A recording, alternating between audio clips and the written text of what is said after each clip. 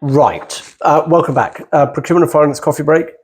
I am allegedly the procurement guru, which is a good job because we're not talking about procurement today. I'm going to interview Claire. Yes. Yes. So we're talking about how to work out what should be in your finance transformation roadmap. So the scenario is this: you are a CFO or a head of finance, and you have a suboptimal finance function. Mm-hmm.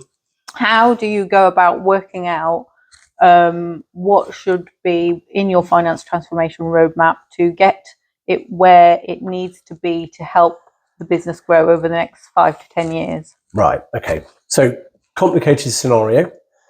Earlier Coffee Break, we talked about Nike. They're about to go through a transformation to, recover from a bit of dip in performance.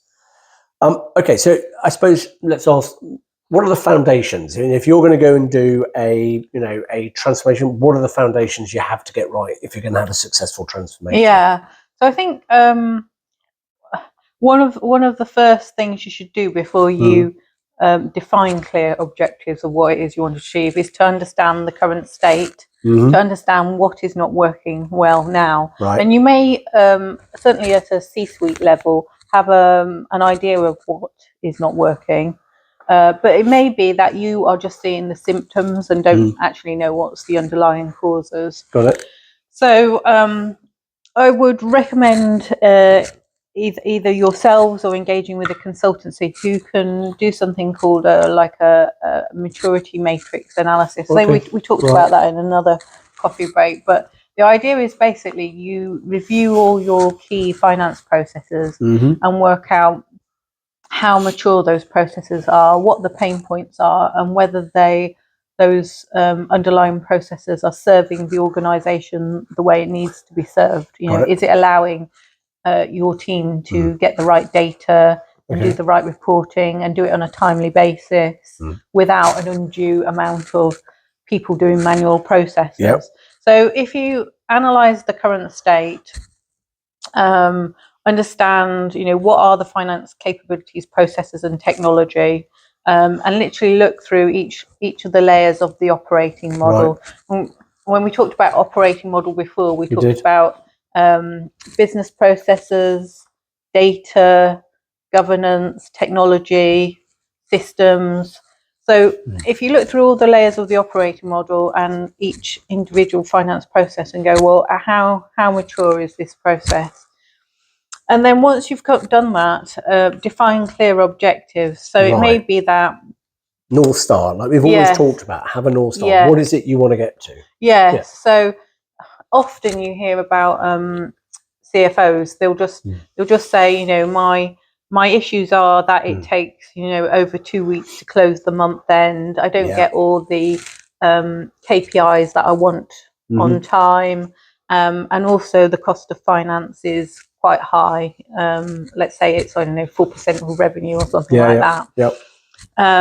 And I believe, we did some high-level benchmarking against our competitors, and it was only 2% there. And we heard secondhand that they closed within a week. So we want to understand how we can get our finance function on par with our competitors. All right. So clear objectives. Understand where you are. Clear objectives, and then, as you said, a future state, and knowing how you're going to operate under that clear objective. Okay, so solid foundations.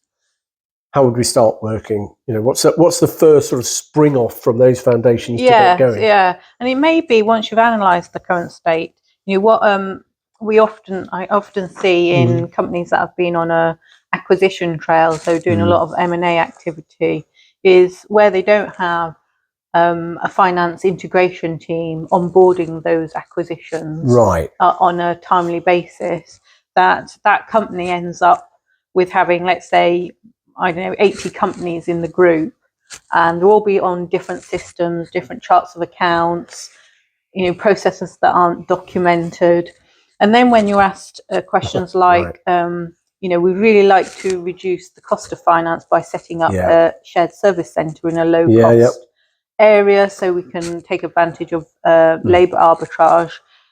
the actual answer is it's very difficult to do that if your processes aren't common. Yes, yeah, exactly. Yes, exactly. So, in that situation, the advice would be, let's rationalize your systems, let's standardize as much as possible, let's get standard operating procedures in place. Because when you're in that sort of situation where you've got, a plethora of different systems, different ways of doing things, and you're comparing sort of apples to pears, you can't do like a lift and shift to a shared service centre. You can't. No. It's just impossible. So that is what sort of putting together a finance transformation roadmap is all about. It's like, what are the current problems and pain points and issues? And if you had your North Star of, we would like to set up a shared service centre in Poland or wherever, that a company might have operations, and we would like to set up a centre of excellence, wherever, let's say in the UK, and our goal is to get on at maximum 3 accounting systems or ERP systems. Then you can say, well, that is your end goal. So what are the steps to get there? And it would be, let's rationalise your systems. Let's look to standardise processes as much as possible. Let's get the same, a global chart of accounts in place. So process, technology. Yes, yeah. And then data. Yeah.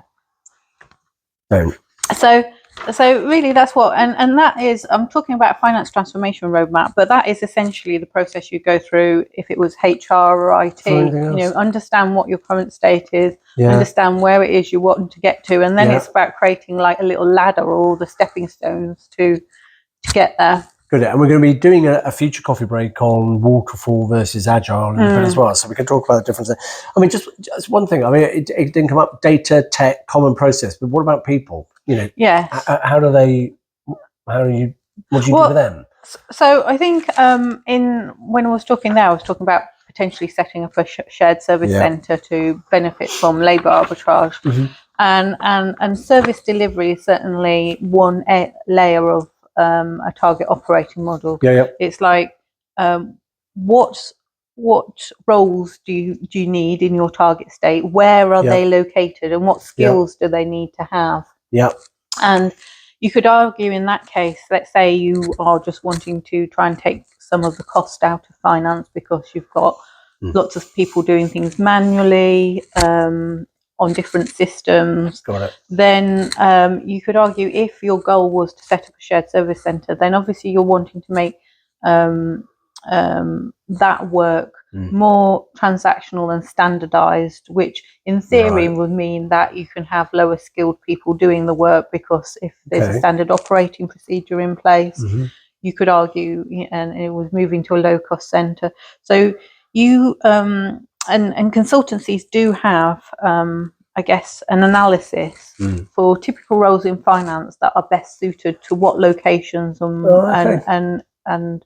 a kind of predefined service delivery model. Now, that's not to say it will work for every single company, but let's say transactional tasks such as accounts receivable and accounts payable, they've traditionally been ones that have moved into shared service centres because they're seen more routine in nature. Okay, now because I'm a realist, so far, North Star, clear objectives, establish where you are, establish the future state, map your current processes, align, redesign your processes, get them common, align your people, upskill them or select them, sort out your data. I mean, it all sounds, like a walk in the park. Yeah. So, this has got change management stamped all over. Yeah. And also, the minute you mention the word shared service, you're going to have resistance. Yes, yeah. And not just the people who, might be directly affected by the move of a function into a shared service, but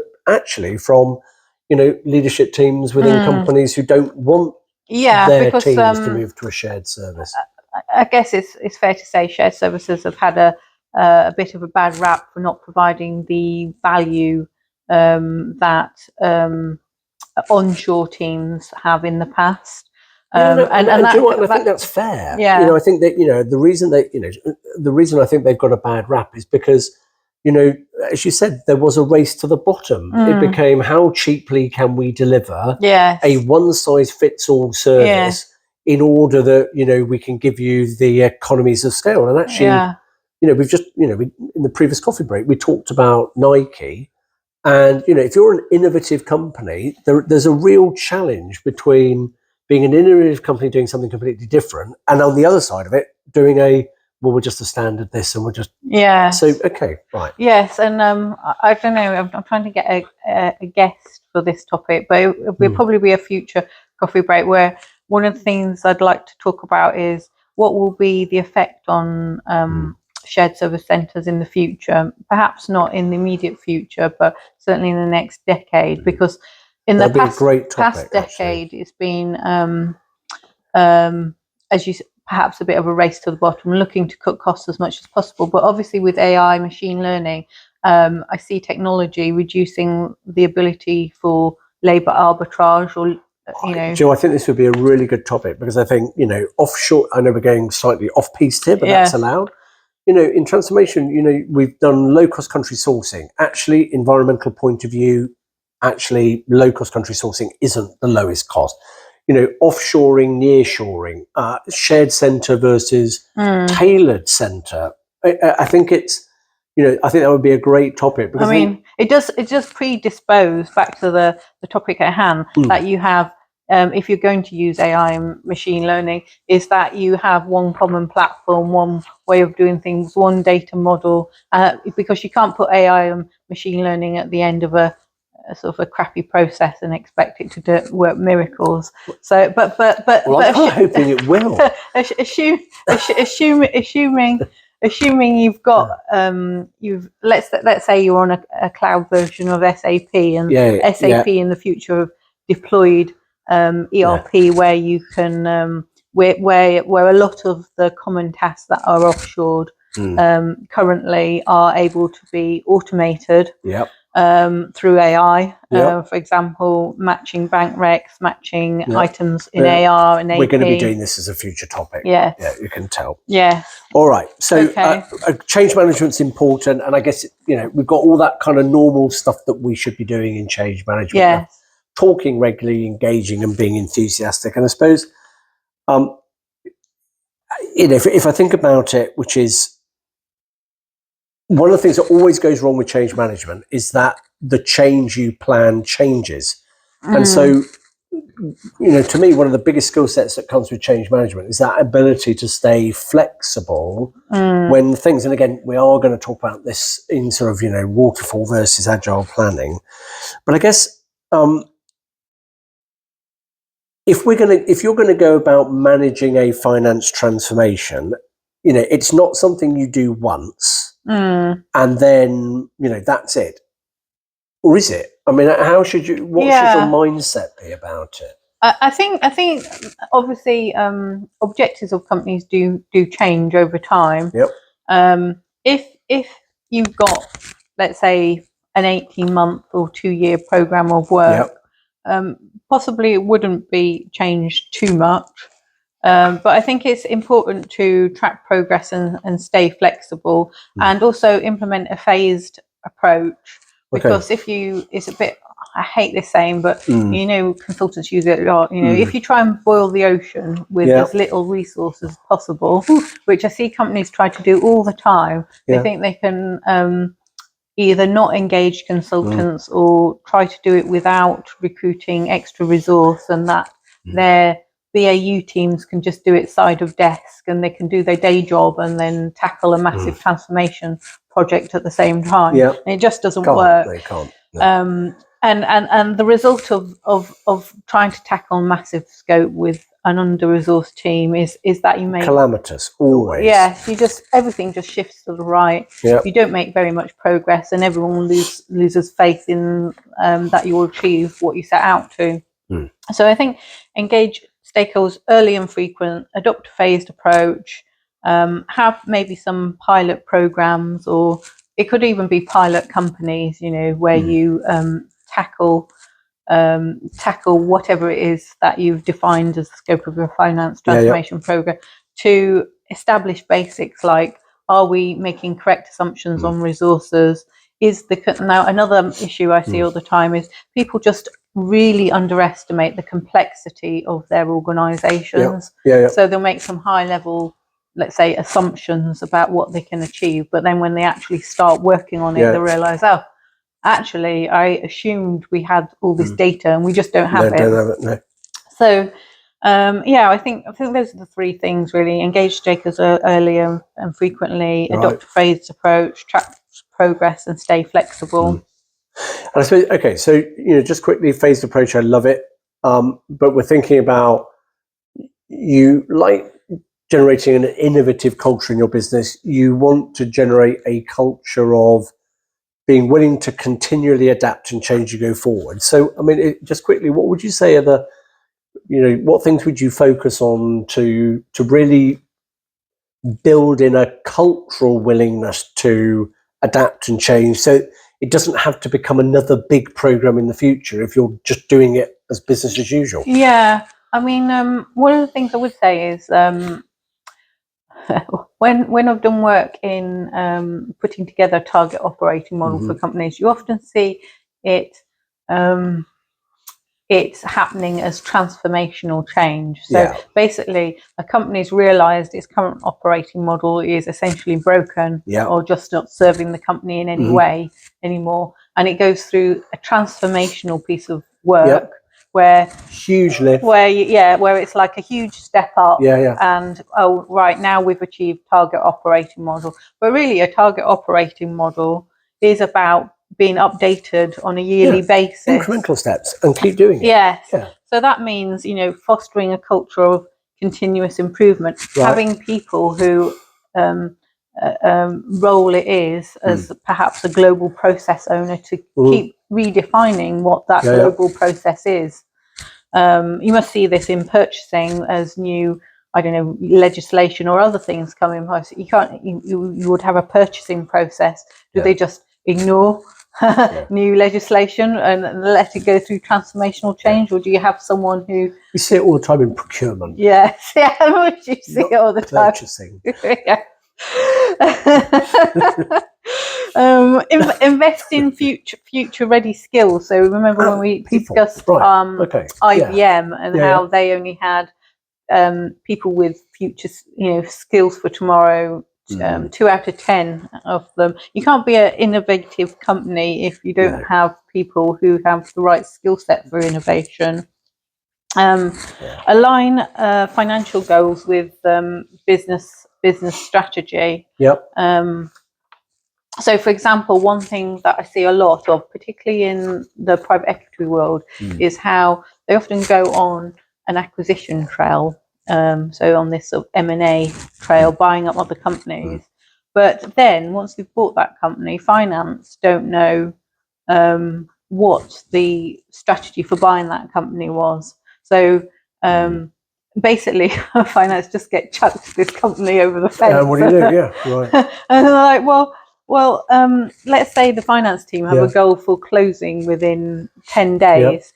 But often that company, for example, they might have signed an agreement with the M&A team that they can just provide a TB after 25 days. They might not have been told what to expect in terms of how the finance team will function. It might be that the finance team of the acquirer might be thinking, well, we're just going to put your finance activity in our shared service centre, but the people being acquired just think they're going to carry on as normal. Got it. So I think it's really important that finance understands what the business strategy is and is involved. And which is true for any function.